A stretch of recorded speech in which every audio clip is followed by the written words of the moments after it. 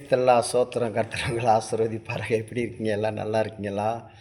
சோத்திரம். இந்த கால பொழுதுல கூட விசேஷமாக ஒரு பாரம் எனக்குள்ள என்னென்னா, உலக மனிதர்கள் எல்லாமே பார்த்தீங்கன்னா, தலைவர்கள் அ எல்லாமே ஒரு கூட்டம் கூடுறாங்க பாருங்க.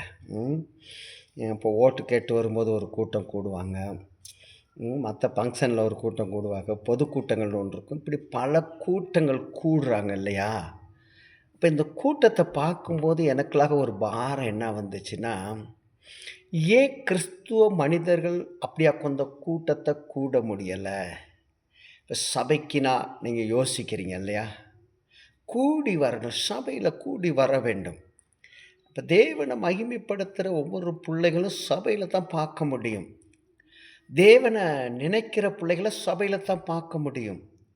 தேவனோட இருக்க புள்ளைகள சபையில தான் பார்க்க முடியும். ஆமென்.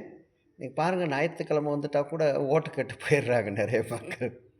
அ தன்னுடைய காரியங்கள தான் பார்க்குறாங்களே ஒழிஞ்சு, பொதுக்கூட்டம் எங்க அங்க கூடுதோ, அங்க தான் நீங்கள் கூடணும்னு இந்த காலப்பொழுதில நீங்க நினைக்கக்கூடாது. ஆமென்.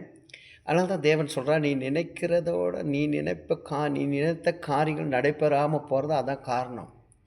நீ நினைக்கிற காரியங்கள் எல்லாம் நடந்தா நீங்க சபைக்கு வர மாட்டீங்க. தேவன தேட மாட்டீங்க. விட்டு விடுவீங்க." அப்ப தேவன் நம்ம நினைக்கிற காரியங்கள் நடக்கணும் அப்படின்னு நீங்க தேவனிடத்துல தான் இருக்க வேண்டும். தேவனோடு பேசிக் கொண்டிருக்க வேண்டும். தேவனோடு உறவாடி கொண்டிருக்க வேண்டும். அவரோடைய இடைப்பட்டு கொண்டே இருக்க வேண்டும். ஆமென். சோதரம்.